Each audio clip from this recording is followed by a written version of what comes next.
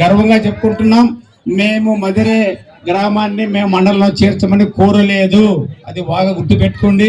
కాబట్టి అది ఏదో జరిగిపోయింది, కానీ హరివాడ మండలం రద్దు చేయడం కూడా అది రాజ్యాంగ విరుద్ధమైన కోర్టులో పిల్లేసి అని చెప్తూ మేము మాత్రం జిల్లా పోరాటానికి అహర్నిశలు ఎవరు పిలిచినా ఒక యజ్ఞంలో సమిధమాదిగా పనిచేస్తారని మనం చేసుకుంటూ, అందరికీ నమస్కారం. నేను మీ రిపోర్టర్ ఇమ్రాన్. మీరు చూస్తున్నది కెట్ట టీవీ ఛానల్.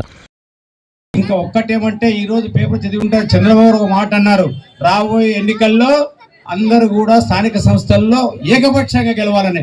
చంద్రబాబు గారు, పార్థసారథి గారు కూటమి నాయకులకు మనవి చేస్తున్నా, ఆదోని జిల్లా ప్రకటించండి, పెద్ద తుమ్మలం గ్రామం ప్రకటించండి, ఖచ్చితంగా మీకు జనం బ్రహ్మరథం పడతారు. లేదంటే ఏమవుతారో మీరే ఆలోచించుకోవాలా.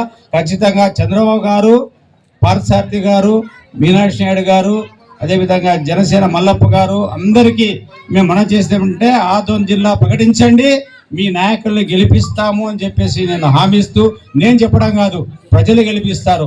ఆ ఛాన్స్ మీకుంది.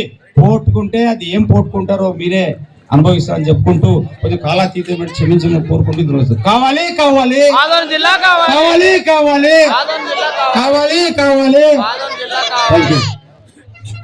ఇప్పుడు మన పెద్ద ఆయన చాలా అనుభవపూర్వకంగా, ఆయన జ్ఞాపకపూర్వకంగా మనకు గుత్తితో మానీయుడు కానీ ఆదోని జిల్లా ఏర్పడంలో ఎంత సూక్ష్మంగా చెప్పినాడో ప్రతి ఒక్కరూ మీరు ఆలోచించి, మీరు ప్రతి ఒక్కరూ మీ ఇంటికి పోయి 10 మందికి చెప్పి